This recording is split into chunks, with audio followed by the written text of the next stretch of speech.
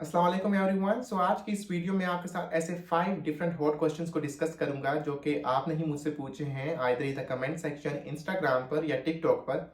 इन questions को video की सूरत में आंसर करने का मकसद ये है कि मैं आपको मैक्सिमम इंफॉर्मेशन कन्वे कर सकूं और आपकी क्लैरिफिकेशन हो सके ताकि आप एक अच्छी फाइल को बनाकर आगे फॉरवर्ड कर सकें और अपने चांसेस को इंक्रीज कर सकें either in the admission in the public university या फिर आपको स्कॉलरशिप भी एक अच्छी खासी मिल जाए ताकि आपके खर्चे पूरे हो सकें।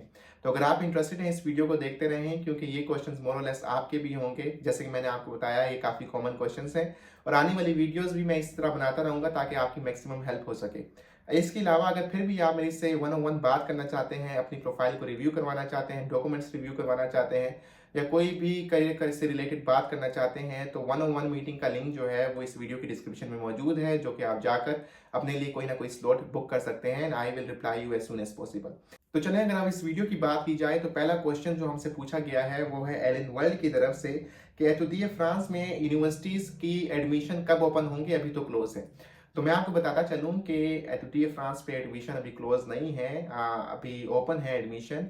अभी पोर्टल डाउन है क्योंकि वो मेंटेनेंस का काम चल रहा है। तो 31 दिसंबर डेडलाइन थी और डेडलाइन को एक्सटेंड कर दिया है 31 जनवरी तक। अब मैं आपको थोड़ा सा जनरली बता दूं कि फ्रांस का ये पूरा प्रोसेस काम किस तरह करता है और टाइमलाइन क्या है ताकि आपकी मजीद क्लैरिफिकेशन हो सके। तो फ्रांस की अगर पब्लिक यूनिवर्सिटीज़ की बात की जाए तो वो दो सेक्टर्स में डिवाइडेड हैं। एक मेजोरिटी ऑफ द सेक्टर जो है जिनके एडमिशन जो लिंक्ड हैं वो एतुदिया फ्रांस के पोर्टल से लिंक्ड है। अगर आपको ये नहीं पता कि एतुदिया फ्रांस का पोर्टल क्या है तो इसके ऊपर मैंने डिटेल से वीडियो बनाई हुई है जो कि आप जाके विजिट कर सकते हैं और उसको फॉलो करके आप खुद भी अप्लाई कर सकते हैं।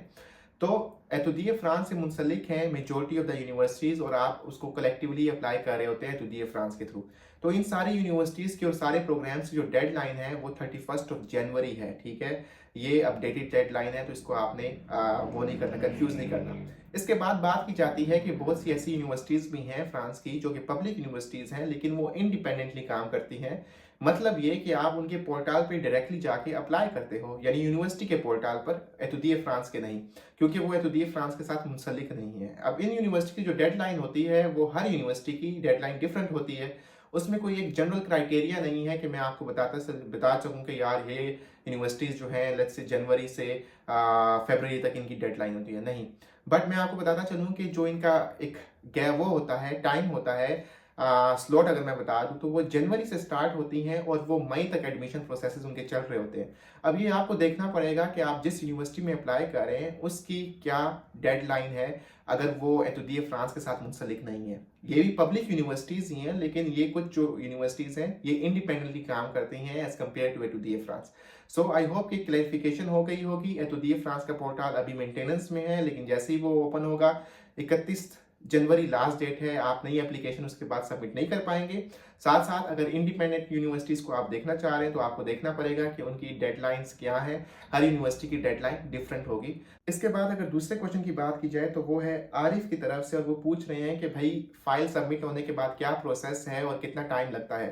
तो मैं आपको बताता चलूं कि ये वो लोग हैं जो कि एतुदिया फ्रांस के थ्रू अप्लाई करते हैं। अब जब वो एतुदिया फ्रांस के थ्रू अप्लाई करते हैं तो इसके बाद क्या होता है कि वो उनकी कैंपस फ्रांस वाले जो होते हैं वह फाइल को वैलिडेट कर रहे होते हैं। अब फाइल वैलिडेशन में तकरीबन वो काफ़ी टाइम लगता है, वो तकरीबन 2 हफ्ते लेते हैं और उसके बाद फिर फीडबैक देते हैं। अगर फीडबैक आप रिजॉल्व कर लें तो वो भी फिर 2 हफ्ते लग रहे होते हैं। अगर फीडबैक कोई भी नहीं होता तो वो 2 हफ्ते के अंदर वैलिडेट हो जाती है।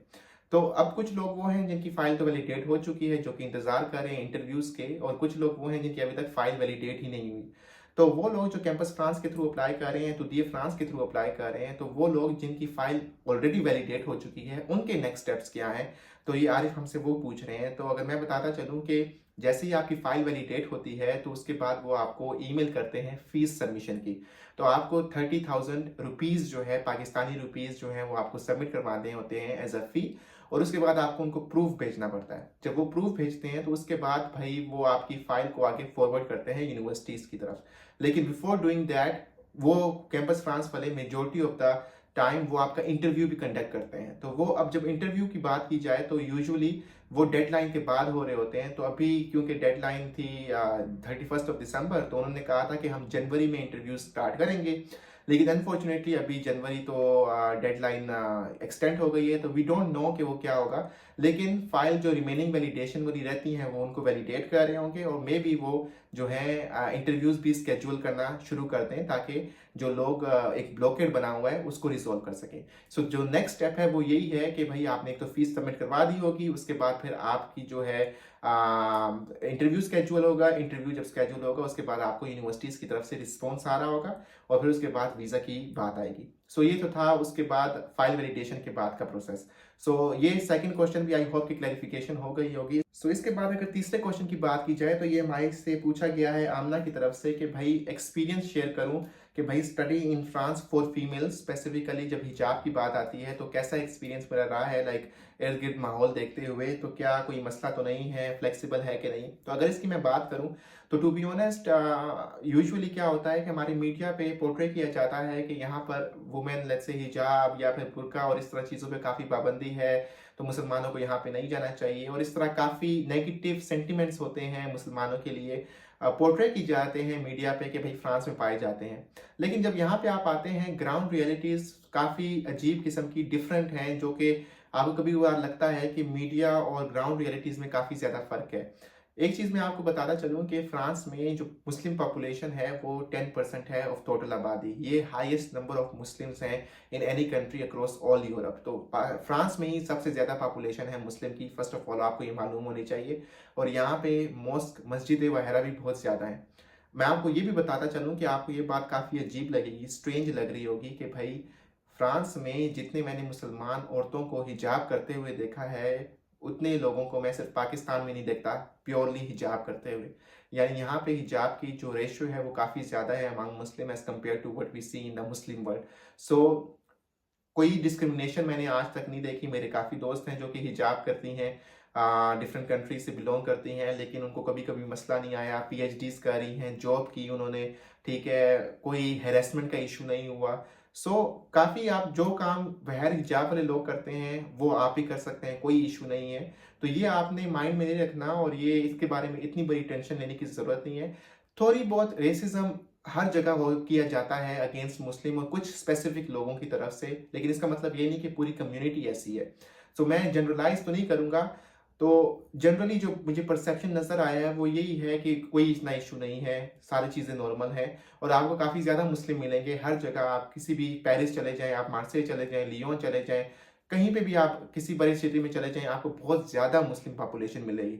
सो इसकी भी कोई इतनी मसले वाली बात नहीं है। आप अपने ड्रीम्स पे काम करें, आप आएँ यहाँ पर, और इंशाल्लाह आपको पॉजिटिव ही आपका एक्सपीरियंस रहेगा इंशाल्लाह।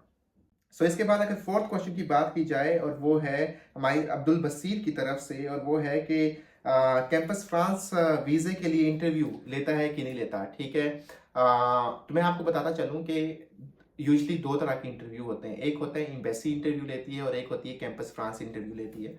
इसमें फ़र्क है। कैंपस फ्रांस का जो इंटरव्यू होता है उसका मकसद ये होता है कि वो देखें कि भाई आपने जिस प्रोग्राम में अप्लाई कर रहे हैं या फिर जो आपके बैकग्राउंड है वो मैच करता है आप जिन यूनिवर्सिटीज़ में अप्लाई कर रहे हैं कि नहीं, ठीक है। उनका ये मकसद नहीं होता कि वो आपको एवेल्युएट करें फॉर द वीज़ा पर्पसेस। उनका मकसद होता है कि आपको एवेल्युएट करें for the academic purposes. Embassy जो इंटरव्यू लेती है वो आपका करती है कि भाई एकेडमिकली भी देखें, लेकिन वो देखती है, सेकंड जो बिगेस्ट थिंग होता है कि वो देखती है कि भाई आप कितने रिस्की हैं उनके लिए। रिस्की का मतलब ये है कि यार आप जाएंगे वहाँ पर तो वहाँ आप एजुकेशन परस्यू करेंगे या फिर आप ड्रॉप आउट हो जाएंगे, आप इकोनॉमी पे बर्डन होंगे या फिर इकोनॉमी को सपोर्ट कर रहे होंगे। ऑब्वियसली जब आप ड्रॉप आउट होते हैं और लेट्स से कोई 2 नंबर काम करते हैं तो you are a sort of burden for them, right. So ये चीज़ होती है एम्बेसी का, और एम्बेसी फिर वीज़ा देती है पूरी चीज़ों को देखते हुए। कैंपस फ्रांस का वीज़ा से कोई ताल्लुक नहीं है। कैंपस फ्रांस देखती है कि भाई एकेडमिकली फिट हैं फ्रांस की यूनिवर्सिटीज़ में पढ़ने के लिए या नहीं, तो वो उनका मेन मकसद एकेडमिक की तरफ से रिलेटेड होता है। और यही वजह होती है कि वो काफ़ी क्वेश्चंस आपसे एकेडमिक के ही रिलेटेड पूछ रहे होते हैं। लेकिन मोर और लेस जो क्वेश्चंस होते हैं इंटरव्यू के वो तकरीबन सेम ही होते हैं जो एम्बेसी वाले पूछते हैं, तकरीबन 70 to 80%। थोड़े बहुत डिफरेंस आता है लेकिन इतना बड़ा इशू नहीं होता। लेकिन अगर टेक्निकली इसकी बात की जाए अब्दुल बसीर साहब की, नहीं, कैंपस फ्रांस वाले वीज़ा के लिए इंटरव्यू नहीं लेते। कैंपस फ्रांस वाले आपकी एकेडमिक एवेल्युएशन के लिए इंटरव्यू लेते हैं। तो इसके बाद अगर लास्ट क्वेश्चन की बात की जाए वो है आयान की तरफ से कि जो 250 यूरो फीस है ये यूरोपियंस के लिए है या नॉन यूरोपियंस के लिए। अच्छा, जो फ्रांस की फीस स्ट्रक्चर तो काफ़ी लोगों को पता होगा, लेकिन काफ़ी लोगों को कन्फ्यूजन भी होगी, तो मैं आपको जनरली बता दूं कि फ्रांस का फीस स्ट्रक्चर जो है वो 250 यूरोज है। एंड कुछ मैक्सिमम यूनिवर्सिटीज़ का जो है वो है तकरीबन 3800 यूरोज फॉर मास्टर्स की बात कर रहा हूँ, ठीक है। अब ये जो है एशियंस के लिए एग्जिस्ट करता है, लेकिन नॉन यूरोपियन के लिए, यूरोपियंस की अगर बात की जाए तो उनका सेम ही होता है हर जगह, वो होता है 250 यूरोस। अब नॉन यूरोपियंस की बात की जाए, जो एशियंस की बात की जाए, फॉर एग्जांपल अगर हम पाकिस्तानी जा रहे होते हैं, अब इसमें जो फीस है जो 250 यूरोस, कुछ यूनिवर्सिटीज़ हैं जो कि मैंने अपने चैनल पे ऑलरेडी शेयर की हुई हैं कि वो कौन सी यूनिवर्सिटीज़ हैं जो कि यूरोपियंस एंड नॉन यूरोपियन में डिस्क्रिमिनेशन नहीं करती, और वो कहती है कि भाई जो चीज फीस हम यूरोपियन से चार्ज करें वो हम नॉन यूरोपियन से भी चार्ज करेंगे, और वो भी सिर्फ 250 यूरो आपसे चार्ज कर रहे होते हैं इंस्टेड ऑफ 3870 समथिंग, ठीक है।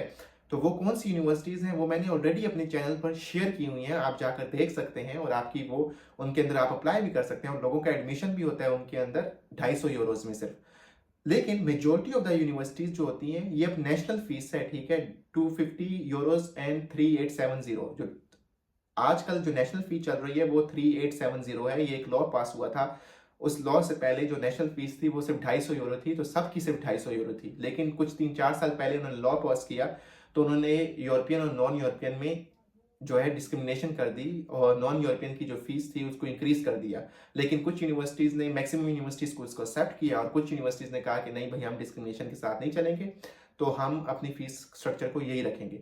सो आई होप कि आपको ये चीज़ समझ आ गई होगी। 250 वाली यूनिवर्सिटीज़ एग्जिस्ट करती हैं यूरो वाली, पर ईयर वाली वो मैंने ऑलरेडी अपने चैनल पर शेयर की हुई हैं, आप जाके उसमें देख सकते हैं। अगर आप फिट करते हैं आपकी प्रोफाइल तो आप डेफिनेटली अप्लाई करें, और आपको 250 यूरो ही फीस देनी पड़ेगी। लेकिन आपने माइंड में ये रखना है कि मेजोरिटी ऑफ द यूनिवर्सिटीज़ जो होंगी वो आपसे तकरीबन 3800-4000 यूरो पर ईयर वाली ही आपसे फीस चार्ज कर रही होंगी। सो ये थे आज के वो 5 क्वेश्चन जो मैं आपके साथ डिस्कस करना चाहता था। आई होप कि काफ़ी चीज़ें क्लैरिफाई हो गई होंगी और आपकी काफ़ी हेल्प हो रही होगी। सो इंशाल्लाह इसी तरह मैं वीडियोस बनाता रहूँगा जिसके अंदर मैं मजीद आपके क्वेश्चंस को क्लैरिफाई कर सकूँ और आपकी हेल्प कर सकूँ। सो अगर आप इंटरेस्टेड हैं चैनल को शेयर करें, चैनल को लाइक करें, सब्सक्राइब करें। इंशाल्लाह मेरी मुलाकात होगी आपके साथ दोबारा किसी नई वीडियो में। तब तक अपना ख्याल रखिए। टेक केयर, अल्लाह हाफिज़ and have a nice day.